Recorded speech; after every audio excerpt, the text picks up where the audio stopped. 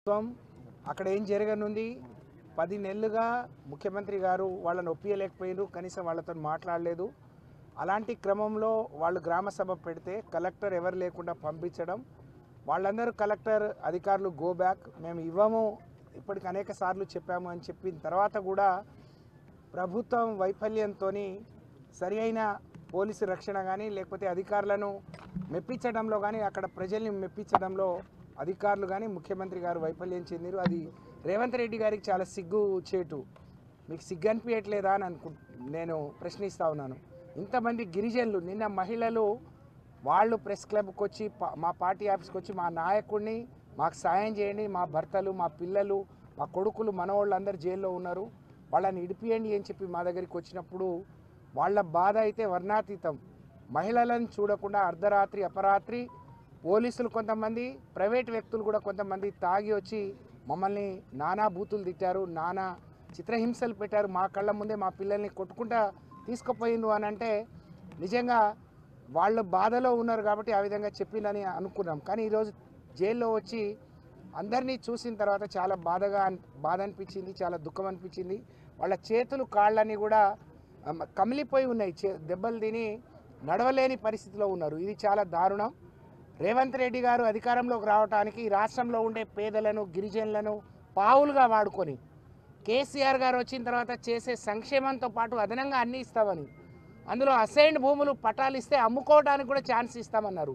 కానీ అనేక ఏళ్లుగా వాళ్ళ సొంత పట్టా భూములతో పాటు అక్కడ అసైన్డ్ భూములు కూడా ఉంటే వాటిని దౌర్జన్యంగా వాళ్ళు గుంజుకొని వాళ్ళ సొంత ప్రయోజనాల కోసం అనేక ఏళ్లుగా మా తాతలు, తండ్రులు, మేమందరం వాటినే నమ్ముకొని ఉన్నాం.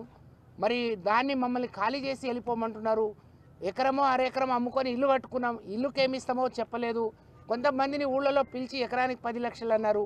మాకు రోడ్డు మొకానా ఉన్నాయి, ఒక్కొక్కటి 50-60 లక్షల రూపాయలు పోతుంది, కోటి రూపాయలు కూడా పోతుంది. అలాగే ఎక్కడో ఉద్యోగం ఇస్తా అన్నారు. మేము పని చేసుకొని కూలీ నాలి చేసుకునే వాళ్ళు నెలకు 20-25 వేలు సంపాదిస్తున్నాం. ఆ ఉద్యోగాలు కూడా ఎక్కడో టెంపరీ ఉద్యోగాలు ఇస్తా అన్నారు, మేము ఒప్పుకోలేదు. అలాంటిది మమ్మల్ని ఇంత దారుణంగా మా భూముల మీద, మా ఇండ్ల మీద మాకు హక్కు లేకుండా మమ్మల్ని బందిపోటులాగా మరి మమ్మల్ని ఈ విధంగా చిత్రహింసలు పెట్టడం దారుణం అని చెప్పి మా నాయకుడి కాళ్ళ మీద పడి బోర్నా అని వాళ్ళు విలపిస్తుంటే నిజంగా చాలా దుఃఖం అనిపించింది, బాధ అనిపించింది. నేను మా మీడియా సోదరుల ద్వారా ఈ రాష్ట్రంలో ఉండే గిరిజనులందరికీ పిలుపునిస్తూ ఉన్నాను.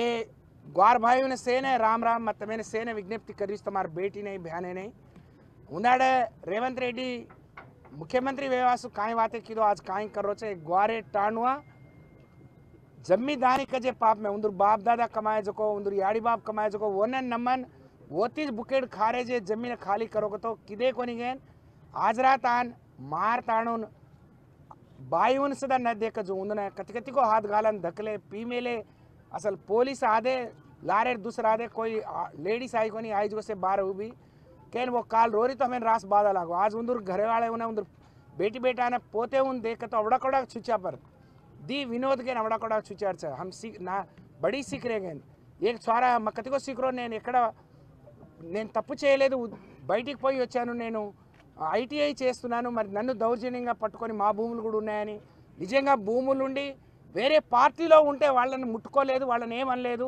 కేవలం మేము బీఆర్ఎస్ పార్టీలో ఉన్నామనే బాధతోని మమ్మల్ని ఫోటోలో లేకున్నా మమ్మల్ని ఉన్న వాళ్ళని తొలగించి మమ్మల్ని మా పేర్లు పెట్టి మమ్మల్ని కొట్టిండ్రు అని చెప్పి మేము జీవితంలో బయటకు వస్తామా మేము అందరినీ చూడగలుగుతామా అని చెప్పి వాళ్ళు నిజంగా వాళ్ళ ఆవేదన చాలా వర్ణాతీతం చాలా బాధాకరం అందుకనే ग्वारे समाज में मसे ने विज्ञप्ति कर रही छूँ आज ग्वारे ने कापाड़ा ने आचो को बल्ला को काय को करेर छोड़ देन उंदूर मुंडे नहीं रजे उंदूर पेटे नहीं रजे को आज अनेन सदा कोसलेन आज दौर्जन्य कर रहे जे लगचेरलार ग्वारे उन्हें सेने अपन ग्वार जाति से अंडगा रणो मदद तेलपणोगे हम से टाणुआ जान से गामुआ जान एक ही ने एक बातें करन उंदूर अंडगा रणो हमसे छांगन का जो एक भरोसा कल्पिंचोगे मैं विज्ञप्ति कर रही छूँ धन्यवाद।